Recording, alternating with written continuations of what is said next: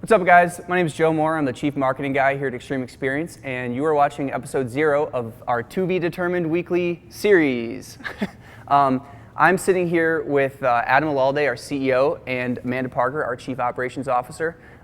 Three of us were co-founders of Xtreme Xperience, along with a few other members of the team, who you will meet over the course of this series of shows we're going to do. But we were just kind of sitting around having a meeting and decided that we want to start a conversation with you about what Xtreme Xperience is, what's going on behind the scenes, and just kind of open a dialogue. We'll talk over the next few episodes. We'll talk about our new supercars, like this beautiful McLaren 570S sitting behind us. We'll be talking about new locations we're adding. We're going to talk about our program. And then we'll probably also come to you from the racetrack at some point and give you a glimpse behind the scenes of what goes on at Xtreme Xperience. So I'm going to just kind of let these guys introduce themselves and talk a little bit about the background of Xtreme Xperience and how this all got started. Because we have this, you might have read our website, you might have read our About section, but we just wanted to elaborate on what Xtreme Xperience is and why we are where we are right now. So first, I'll let Adam kind of take it away. Why don't you give us, first, what is Xtreme Xperience, and then we'll talk about how did we get this all started. Sure. Xtreme Xperience is the nation's premier supercar driving experience. That's it. It's as simple or as complicated as it needs to get. Founded on the simple principle that we didn't believe that cars like this should sit behind velvet ropes or untouched. We knew two simple things. Number one, why manufacturers build these cars, and number two, what drivers want to do with these cars, and we just found a really fun way to plug those two together. And that would be on racetracks. Real supercars on real racetracks with real professional instruction. Yeah, so I think that's one of the things that makes this program rather unique, and that, you know, other people may have heard of places where you can rent exotic cars, or we all know that there's some places where you can actually go to do this, like in Las Vegas or something. But we really initially decided to make this more of a road show, make this something that we could take onto the road. We'll get into a minute about how we're actually planting some roots in New Orleans, but talk a little bit about the decision to make this a traveling experience. And I mean, we could talk all day about the logistical issues that brings up and everything, but, and Amanda, you can chime in on this too, but just from the inception, how did we put this whole thing together? And Amanda and I came from the luxury car rental industry, and here in Chicago at least, operating a concierge luxury car business. And it turned out that from our day-to-day operation and opinion, everybody wanted to test them, but nobody wanted to really take care of them in the long run. They didn't, a one-day rental, I think we were lucky if we were getting one-day rentals. Maybe it was the market, maybe it was the economy, but we really thought it was just the experience.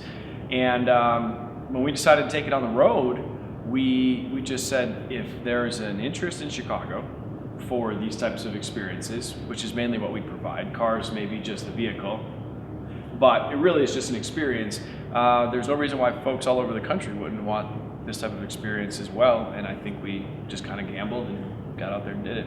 Yeah, our first one, we decided to go to Houston, and like you said, we just visited the track, we made some relationships, and we decided to go for it. And turned out, thankfully, that it did really well the first one, so we decided to do multiple locations. And so you mentioned kind of understanding the market to begin with. I mean, I remember those days. So for a little bit of background, I was working at a marketing agency at the time. Adam and Amanda were working with a rental business, and they called me up. Adam and I were college roommates. We can go even further back here and talk about this, but you guys called me and said, we've got this crazy idea to do this track experience with the cars, and you kind of walked me through the reasoning, and that was because an actual rental, one of these cars, like a Lamborghini or Ferrari, was like $1,700 or $2,000 a day. And that still is accessible. That's very accessible when you consider a $200,000+ price tag. But I think what you guys had explained to me at the time was that the rental business just wasn't, like, you know, we weren't in Miami, Florida, where people were coming down to just ball out and spend a couple grand on a car. And so this was really built out of the need to make them even more accessible. So you get the taste of the car, you get to go 130 miles an hour. When you rent a Lamborghini in the city of Chicago, I mean, you have to go break 10 laws to do that on a highway and endanger a whole bunch of people. So I think renting a racetrack and running the first experiences and making these things uber accessible, I think is kind of where this was rooted. Now, your background was before like we were even doing, the rental stuff. You came from a sales background, right? I did. And Amanda, you kind of did a bunch of things coming out of college in Yeah. a really terrible time. So I was basically in sales too. I did a lot of real estate and kind of some side things, but my main thing starting was the car business. So. Yeah. And you've actually from day one have been behind the operations and I could say this for all of us, we've all worn all the hats, from answering phones to booking hotels and flights to sourcing exotic cars, but you've really been behind the scenes of the day-to-day operations from day one. Tell us a little bit about that responsibility. Well, it was interesting. I mean, it was a lot of guessing, a lot of experimenting, but luckily we did a lot of things right. And like you said, I've been doing everything from booking flights to pairing people up in hotel rooms to buying helmets, head socks, anything we need to put on an event, to checking people in. I did not instruct, thankfully, but did For you or for them? For just the For world in everyone's general, sake. yeah. I really dipped my toes in almost every facet of this business, which has helped me get to the, and as you two as well, get to the point of Xtreme Xperience because we have done it all. So that's how we know the lessons we've learned and how to build upon that. I think, Adam, you've said this once before, but people often assume that we were founded by a bunch of race car drivers or something, and that is the furthest thing from the truth. It was really a group of people with an idea, and then you've kind of assembled the team. You've found the best professional instructors. You've found the best operations people. We all kind of stumbled through it to begin with, and we always say that basically when you come to an Xtreme Xperience, like everything you see around you came from some sort of lesson learned, whether it's assigned place to a strategic place, or the way that our pits are set up, or the customer flow. That's all been done for the most efficiency and the safest possible experience and the best customer experience, so no one's standing around going, what do I do next? But I think it's kind of a testament to the strength of our business. You've said it before, where if we had started as a race team, we probably wouldn't be where we're at today, right? I mean, all of the amount of daunting things that are laid out in front of you when you decide we're going to book racetracks, we're going to transport dozens of exotic cars across the country, source them. Most people look at that and go, that's way too big of a mountain. I think that you have to be just dumb enough to try something and not be the professional at it to make it be successful. Otherwise, you'll think yourself in and right back out of an opportunity. And so as 26 and 7-year-old kids who had really no idea what we were getting ourselves into, I'll be the first one to admit that I didn't learn what a lug nut was for until it fell off, and so did the wheel. So there were a lot of things that we had to learn along the way. You probably taught me my first supercar walking down Rush Street in Chicago. But that didn't really matter because we weren't in it for the flashy cars and we weren't in it for the lug nuts. We were in it because we wanted to build something, and that's maybe the worst curse and the greatest blessing you can ever have is the unfulfilling need to, or the unfulfilled need, the insatiable desire to just continue to construct. We decided to choose business, a flashy one at it, but that's what brings us here every single day. You said that we found the best instructors and we found the best racetracks, and I will challenge that and say we're still finding the best instructors, we're still trying new racetracks, we're still buying new cars, and that will be a perpetual process of development and growth. Yeah, you mentioned new cars. We've been through, pretty much every new model of car that has come out on the market or been on the pages of Road and Track as the hottest new car that for 2015 or 2014 or going back to 2013. This is definitely one of the newest examples of that, the McLaren 570S. Can you tell us a little bit about why we're adding this to the fleet? Well, like you said, I think it's one of those really popular cars right now, and people have been asking for it, and we listen to our customers, and when it's the right time, we make those purchases, just like the McLaren. So I know that everyone was asking for it. We did have the MP412C at one point, decided to eliminate that from the fleet, and we got a lot of positive responses, bring back McLaren, and this one just came out and it was successful to us, and so we went for it. And for 2016 sales, we're definitely seeing that people are appreciating that decision. Yeah, I mean, this is one of the few in Chicago currently, and definitely one of the first few in the United States. We will definitely be the only traveling supercar experience. Well, we are the only traveling supercar experience that does racetracks of any sort that will have this car. And I personally can't wait to get my hands on it. I mean, it is an absolutely gorgeous car. Well, you can't resist this. It's got candy paint. I don't know if this shows up on the camera, but it's just this beautiful metallic flake. It's like one of the prettiest reds I've ever seen. This car, just from a design perspective, is unbelievable. But and if it does anything, I mean, obviously, if you're watching, you've been waiting for us to do this, so I might as well just, because a supercar is not really a supercar if the doors open like normal doors. So for the rest of this presentation, we'll just make sure to talk about the doors open.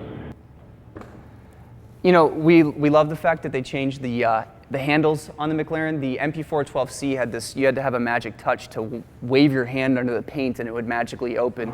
Created quite a hard time getting it out of the car. So this thing's actually got tangible handles, and the doors open much more easily than the MP4. They also, I don't know if you've seen this, they changed the door sills to make it easier to get in and out of. They resculpted the carbon fiber. It's kind of cool. I think that for the first time we're expecting a completely new vehicle with this car. Yeah. With just the way it runs, with the way power is distributed. Of course, the flash element of McLaren doesn't go away, but you still got that. Now, on a flip note, we've brought back old friends too. You can't see it, but right behind you, we bring the Ferrari F430 F1 back into our fleet this year. And I think for hopefully good reason. The fun part that I've begun to notice is that customers want to drive manufacturers, but they also want to drive models. Right. And having multiple models of one car, like the Italia and the F430, makes us just as diverse as we are strong and tall. Yeah, I mean, we took it off the roster for 2015 and brought it back because of demand, and also because now we have an even more price point accessible Ferrari for people to come out and experience. So that car compared to the 458 Italia, it's night and day, but I think they both have their amazing. I think that's why customers like Yeah. the cars, because they're night and day. It's like the Gallardo or the LP560 compared to the Huracan. I mean, you go from one to the other, and it's like you just jumped a century into time. But any day you get back into that LP560 is still just like, man, this is such an amazing car. Yeah, I mean, the fact that they make these cars for limited production runs of 5 to 6 years and then stop kind of means that their moment in time freezes as well. And anytime I get back in a Lamborghini Gallardo, it reminds me of the first Lamborghini Gallardo we had. You can't put me in an LP560 and try to remind me of where we started, because that's not where we started. You can't put me in the 488 and expect me to think about my first Ferrari. So there's a lot more that goes into our experience holistically than just, did I drive the most expensive, fastest car? No, you drove something that you created a memory, and forever you will have more memories surrounded by that memory post. So one thing we touched on was our traveling tour. I briefly mentioned that we're kind of planting some roots down in New Orleans. Why don't you tell us a little bit about that? That's really exciting news. We've still only just kind of started to get this information public. We've got a big old launch coming up, but why don't you talk a little bit about why we're doing that, or how that falls into our overall, vision of what Xtreme Xperience is? Well, I promised at the beginning of this show that we were the nation's premier supercar driving experience, and we're going to have to continue to find new fantastic ways to offer driving experiences to as many customers as we can. Traveling the country is great, but as you mentioned, and I'm sure we'll talk about in further episodes, how exhausting and challenging that is for the team. Not that we don't like doing it, but we decided it was time to make the investment to build ourselves a permanent location. So there's a fantastic new facility down in Avondale, Louisiana, which is just about 15 minutes from the downtown French Quarter area, New Orleans. And it's I think it ended up being about a $75 million racetrack project. They've already hosted IndyCar races. They host IMSA and other clubs all the time down there. The amazing part about this track is it's on 80 acres of land. It's only about half built. There's a whole nother $12 million south track that is still yet to be built. but it has a 35,000 square foot conference center. It's got 2 world-class karting tracks, and we were asked to partner, and we did. We are under construction as we speak. We are shipping cars down as we speak as well, and we'll officially next week open the doors for our first permanent location. You'll be able to find us 365 days a year in New Orleans, in addition to the tour that will be traveling to those 20 plus tour stop locations across the United States.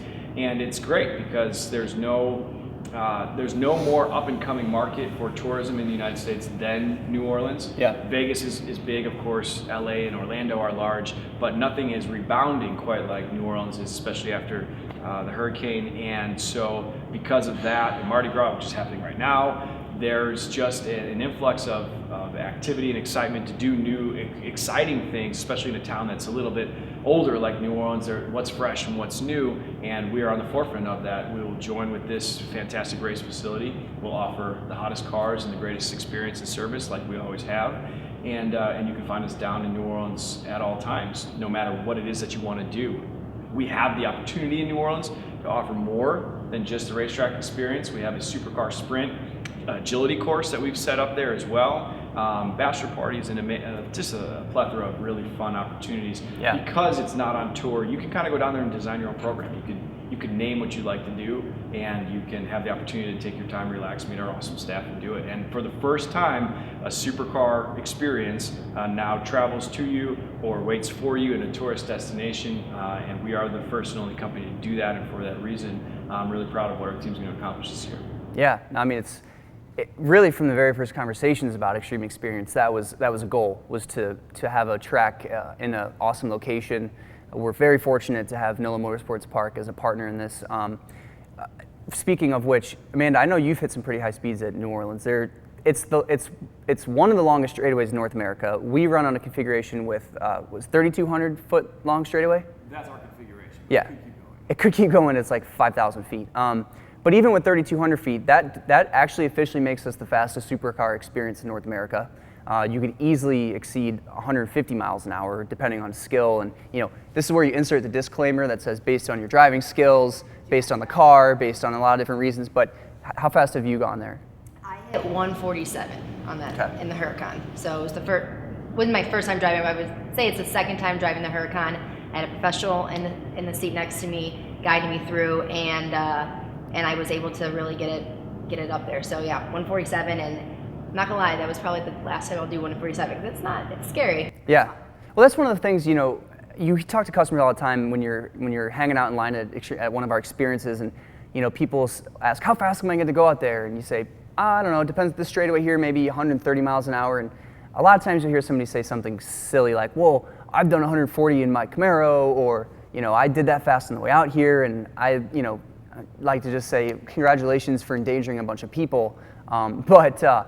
I mean, hitting those types of speeds is no joke, right? I mean, it's a weird sensation. You start getting up over 120. It is harder than it sounds. People say, oh, I went 110 on the highway, that's easy. But it took them 10 seconds to do that. We're letting you do it in 3 to 5 seconds. So, I mean, I think the thrill is going from, around a turn from coming out at 30 miles an hour maybe to hitting 120. That's really the thrill that I get when I drive. NOLA has that epic braking zone. You're coming down the front straightaway, you hit that 150-ish, you could still keep going, but your brain's telling you to lift, lift, lift, and then your instructor right then it says lift and brake, and you just push that pedal to the floor, and the nose plants down, and then you're ready for turn one at NOLA. It's quite a sensation.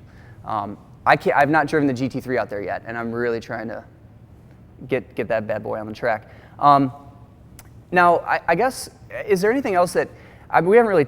There is a million and one things we could talk about today, but as episode 1 or episode 0, because this is still to be determined what we even call this series. But is there anything else you guys want to share about Xtreme Xperience?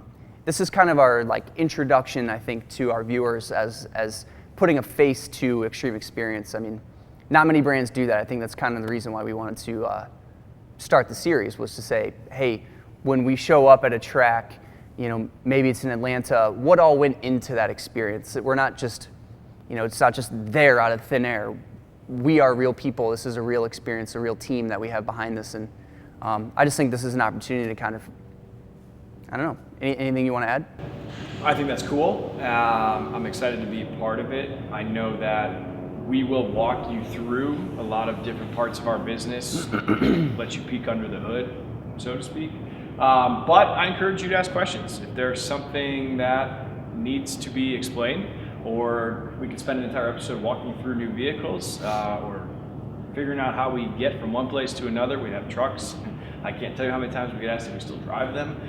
So ask us questions. Otherwise, we'll break it down the best way we can. Some episodes will be focused on the logistics and the operations, the nuts and bolts, and some episodes will focus on just kind of the sheer gut and the size of balls it takes to go out and do something that is outside your comfort zone. So let us know and expect a little bit of everything, I think. Mm-hmm. Man, anything you want to add? Just from kind of the beginning of these episodes, definitely, like you said, watch them all, because you'll learn something new every time you watch one, and it might open your eyes to something we do or something you do personally. So I think they're good learning tools for everybody. In addition, I know I always say this, but of course, I'm sitting next to two gentlemen here. However, we have many females in this company, and this is not just a male industry, even though it still kind of is, to admit, but it's for everybody. So I know that I've become really passionate about this sport, these cars, so I know that anyone out there can. So it's not just for car guys or for car girls who've been into these things and have posters on their walls as they were children, but really for everybody. So I encourage everybody to give us a try. Yeah, and I'll just add to that and just say that, coming as the marketing guy at Xtreme Xperience, I mean, my job is basically to get other folks to know we exist, whether they're car enthusiasts, whether they're thrill seekers, maybe they're just looking for something to do on a weekend in New Orleans, maybe they're looking for an amazing gift or whatever that might be. But I think this series is going to really allow us to reach people directly and just kind of talk to them. And this is not marketing speak. This is not, drive exotic cars on a racetrack. We're just trying to open the conversation up. And I'm really excited to sit down with, we'll put our chief technician in these chairs. We'll put our customer service folks in these chairs. We will talk to our instructors. We'll go through driving tips. We're gonna just really crack this whole thing open and explore the possibilities.